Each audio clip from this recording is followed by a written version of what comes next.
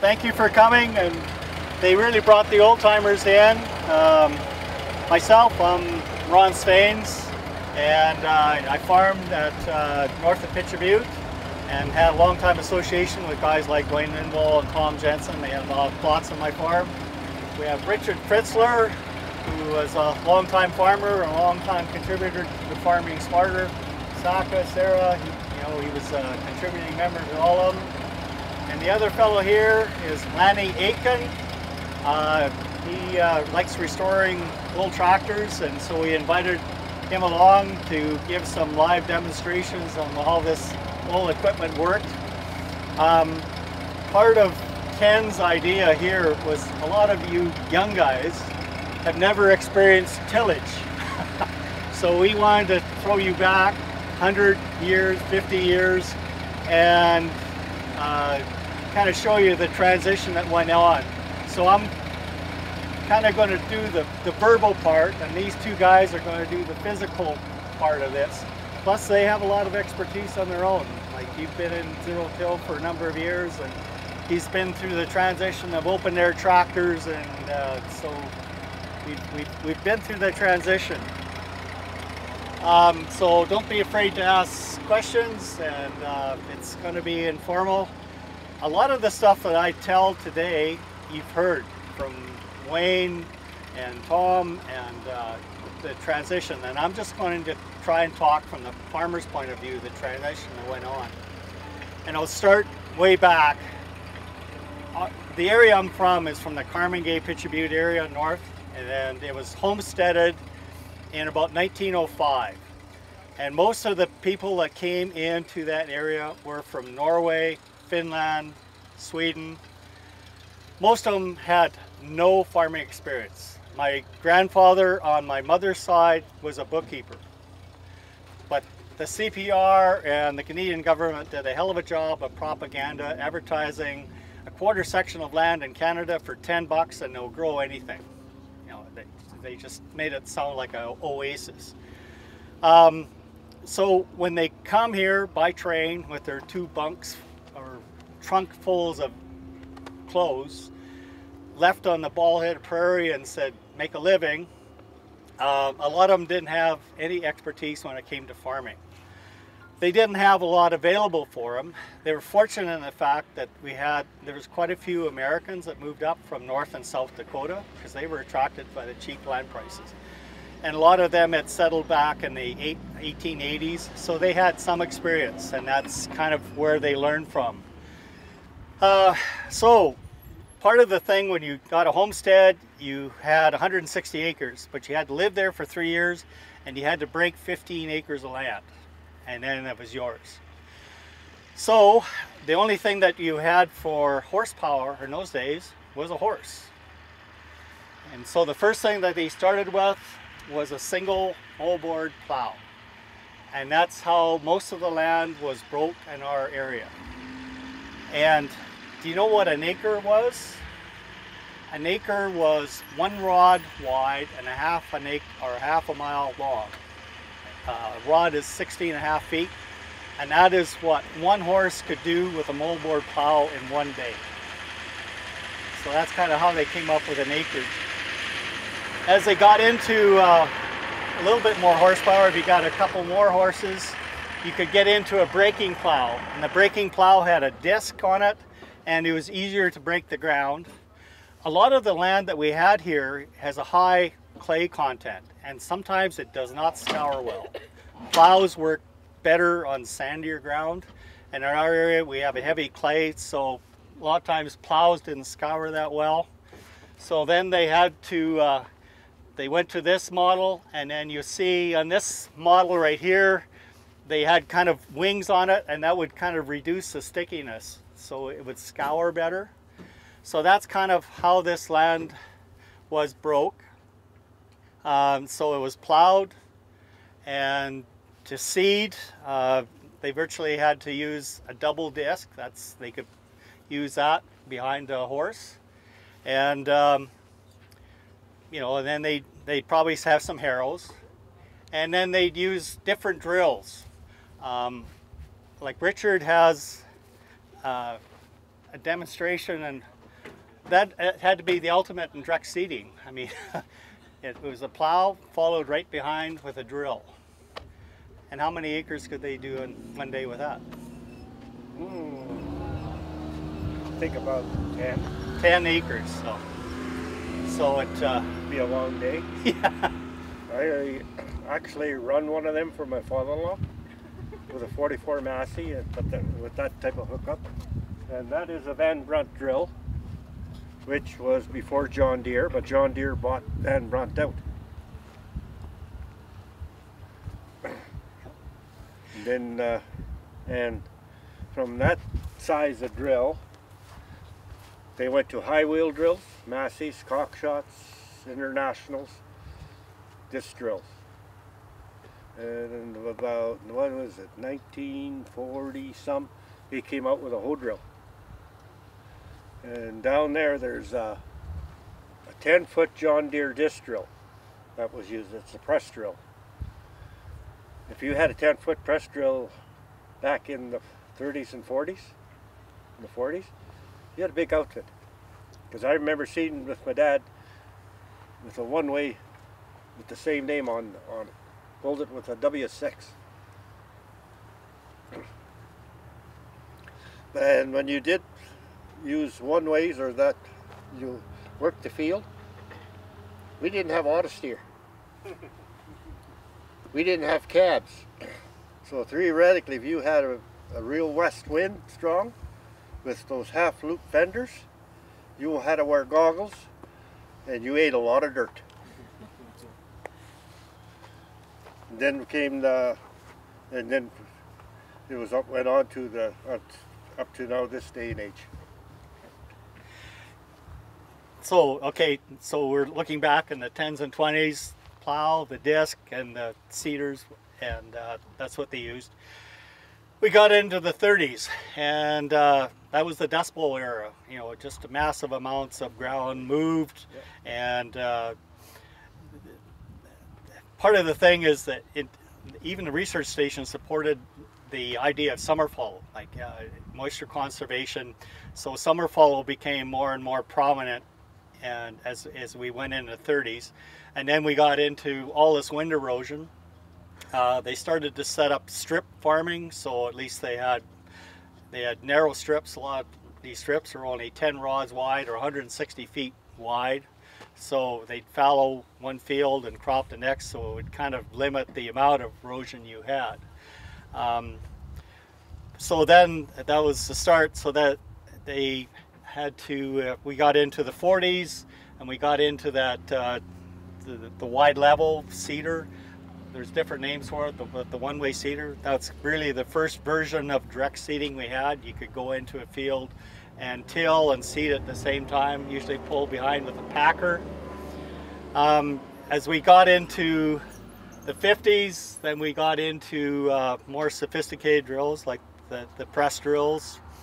And as we got into the 60s, I would say the 60s was the ultimate for summer fallow. Like, summer fallow was a thing to do. If you're a good farmer, you tilled your summer fallow 6 times. Like, you go into a coffee shop and they brag how many times they did their summer fallow, you know, and it'd just be an absolute masterpiece. There wouldn't be a weed in sight, and then blow all winter. So some problems started to go with summer fallow. Like, number 1 is the wind erosion. Number 2, we had a lot of problem with salinity. We got a lot of salinity, and that was partly due because the summer fallow was a recharge to our salinity. So there were certain problems that are starting to develop. The other thing, summer fallow always yielded better, but when we got into the 60s and we're starting to lose the nutrients, and there wasn't the difference, there wasn't the pop anymore when you summer fallowed, and we had to start to fertilize.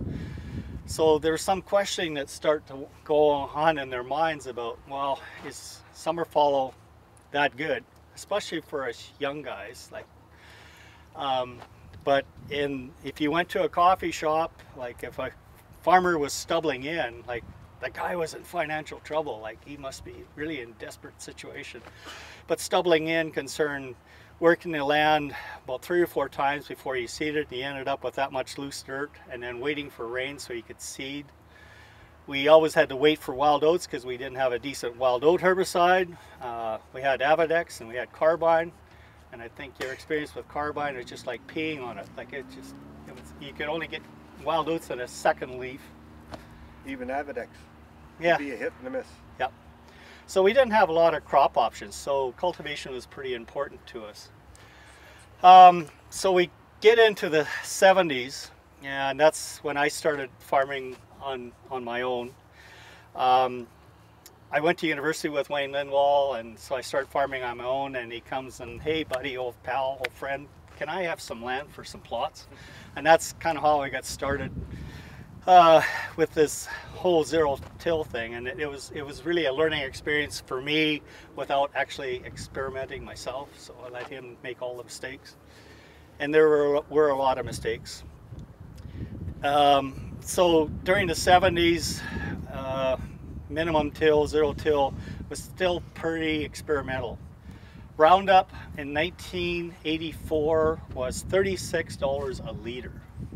So the economics of trying to use Roundup wasn't all that great. We had fellows like Dick Middleton at Champion that were trying it. It damn near broke them. And then we had another chemical called Sweep, which was paraquat. And that worked reasonably well, but it wasn't a great option. So it wasn't until we got into cheaper Roundup that we got into more direct seeding. And we all had these Noble drills, DK5s, which is the old version sitting there. And they were built rugged. Like they were one drill that you could probably put into pavement and it'd still penetrate. And then, so we experimented with different openings, but these old drills, they, number one, you couldn't put a great amount of fertilizer with it because all the seed went, or the fertilizer went with the seed. And number two, they acted like a rake. Like unless you had real good straw control. And that was the other problem. Our old combines in those days didn't have decent straw spreading. Choppers. Yeah, and so these old drills would just act like a rake. And it wasn't until, well, I think Prasco, brought out the first air cultivator, and that was more for fertilizer. But that gave the idea to a lot of the other manufacturers, and that's kind of where we got into air drills and that. The point I wanted to make, like with guys like Wayne Lindwall and Dr. Rennie and the early innovators like Richard and myself, we took a lot of abuse. Like I started with minimum till in about 82, and I got a lot of static from my neighbors. Like I didn't go for coffee shop for a long time. I still don't go. Yeah. And I remember we got into the 80s, my timing was all wrong too. We got into 84, 85, and I was pulling off 5 bushel wheat crops. So it was an ugly time for me. My fellow neighbors on their summer fall were pulling off 25, 30 bushel crops. So there was a period of time I went through hell. And guys like Wayne Lindwall went through hell. Like I can remember going to one meeting and he actually got booed. So there was a lot of peer pressure on there. And the only thing that saved Richard and I were organization like AXE, and Alberta Wheat Pool had a conservation club. They called it the 2000 Club, started in 1990. You know, then it, from 19, I'll phrase it this way. The federal government made a statement.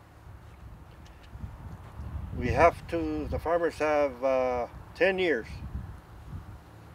to come up with a solution to stop water erosion, wind erosion, or they will put something in place.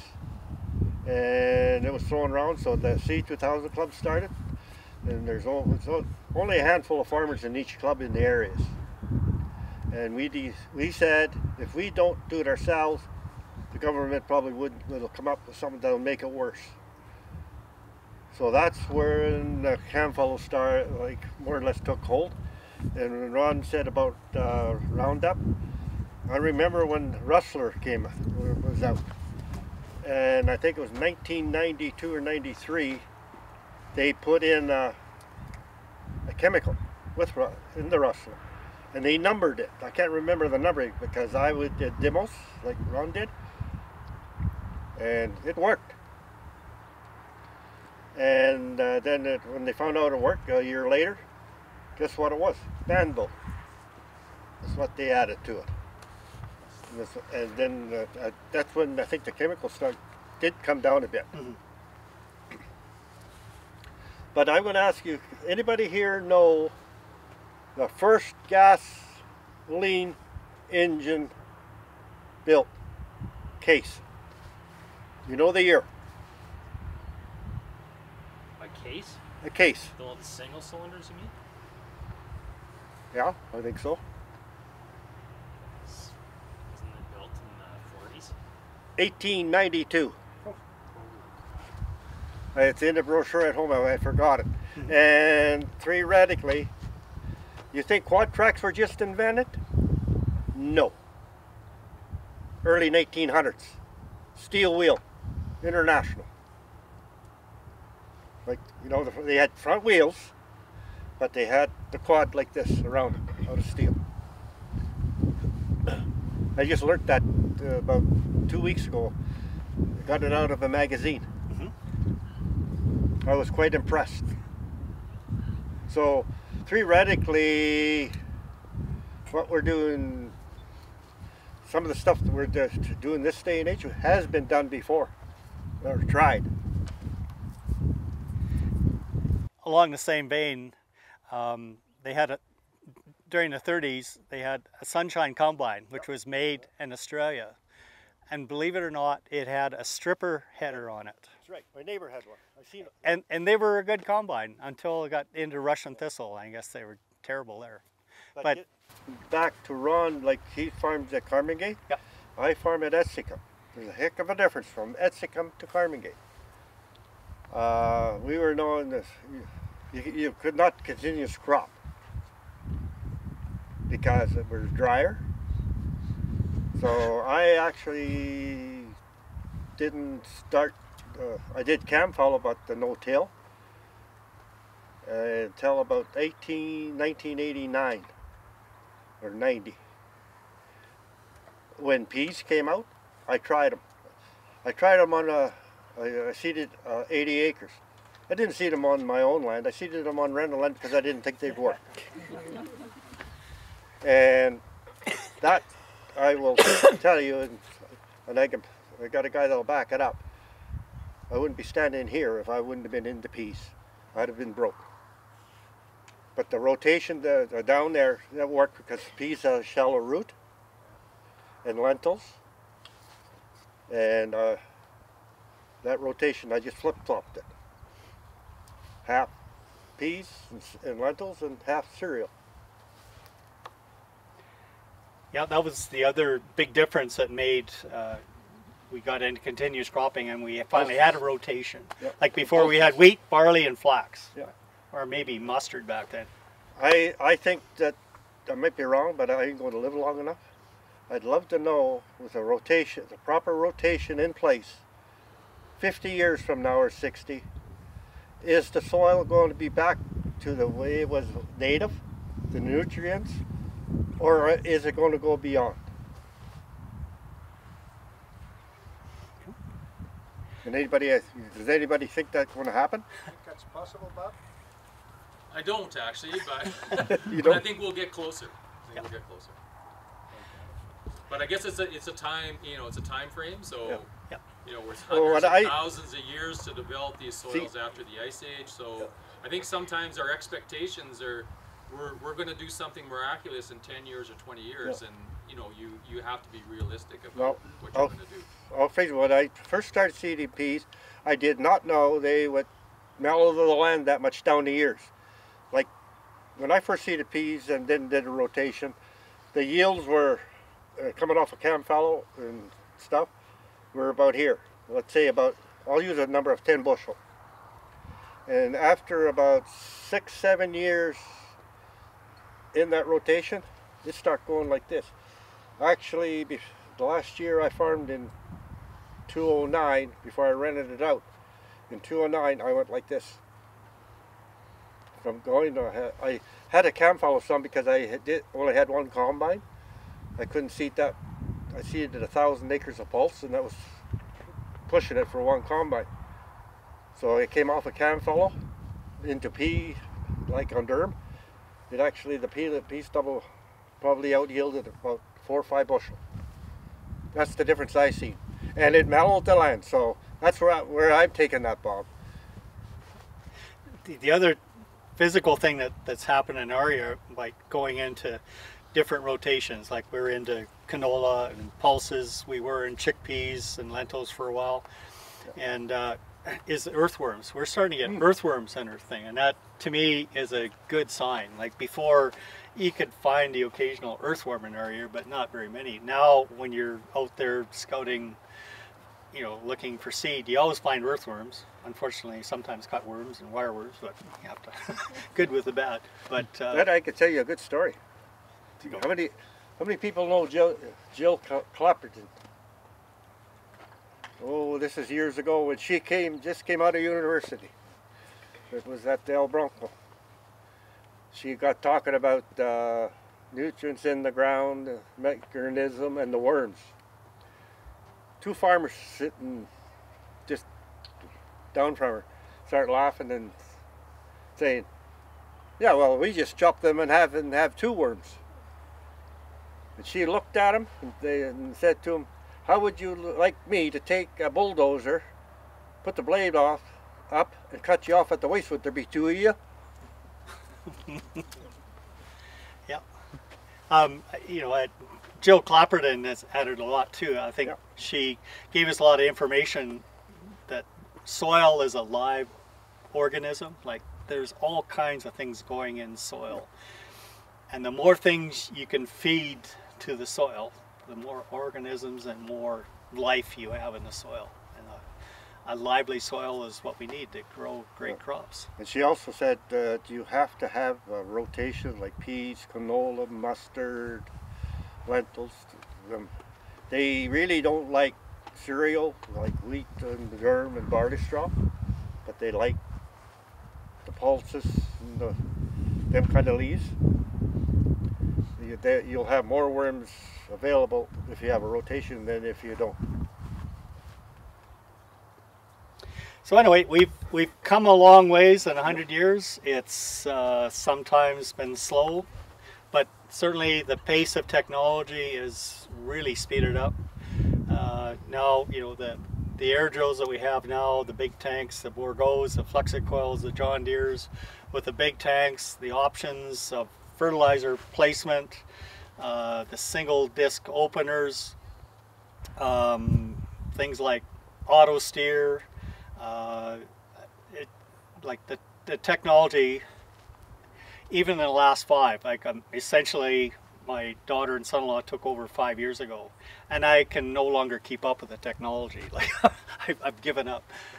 I like it, you know, this auto steer is really nice that you just go up and down and press a button, you know, because I can remember the open air tractors and sitting there in the wind and dust and the other thing that used to make me so mad when we didn't have wild oat control, we'd go out early in the spring, disc the ground, and then we would come back and we'd have to wait for the wild oats because we had no wild oat control, and then we'd have to use a rod weeder. Yeah, rod weeder. And that's over there. And then we always waited till the end of May, and me being a teenager, hey, long weekend, eh? Dad, how about the weekend off? No, we're going to start seeding this weekend. So I never got my Victoria Day weekend, so I was kind of happy when we got into this earlier seeding again. So. I remember my dad up at Vulcan. Well, I was born and raised at Vulcan originally. Up there, like we had wild oats like you're talking to about. He would seed a little heavier, and at the wild oats he would go, look, we're just starting to peek through before the wheat. He would probably go about 1/2 inch below the soil and flip them up top. Yep. He'd flip some wheat up, that's why he seeded a little heavier, and that worked. Yeah. With the rod weeder, was Yeah. it? Yeah. With the rod weeder. Yeah. Go really shallow. So. Yeah, real shallow. Yeah. Some of the old machinery too we had, like they talked about cultivators, and they came out in the 1940s, but they had what they called a Graham home cultivator. It came out of Kansas, I think. And they only had a single vertical spring on them. So to me they were like a plow, because the shanks bent and the shovels kind of, instead of going flat like that, they kind of went like that. So he ended up with these huge trenches through the field, and you know, buried a lot of trash and pull heavy, and just did a terrible job. We had that one break. Hmm? You ever have one of them break? Oh yeah. Fly past your tractor. Yeah. And then the Noble Blade, I mean, that's virtually saved this country. Like when we started getting into the 40s, Yep. we had the Noble Blade, and they saved the trash, but they weren't all that great at weed control. Tansy mustard, if you had tansy mustards that was that tall, you could go in that day and they droop over nice. And then if you happen to get a shower that night, the tansy mustard or the flicksweed would be up like that. So it's pretty frustrating. But it kept the teenage boys busy. We called it recreational summer follow. If your son was bugging you, go on summer follow. I called it trying to bleed them to death. Yeah. So we had some interesting times. So now I guess we'll turn it over to Richard and Lanny. I think Lanny is over there. I should say that I'm president of the Prairie Tractor and Engine Museum at Pitcher Butte, and we have a heritage village out there called Calumet Flats, and that's where a lot of this equipment came from.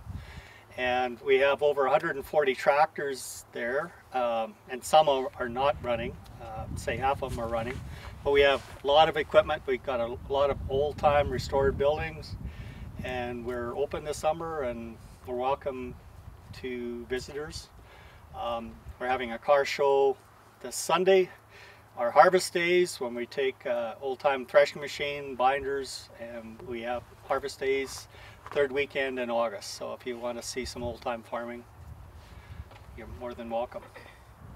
So that's my paid advertisement for now.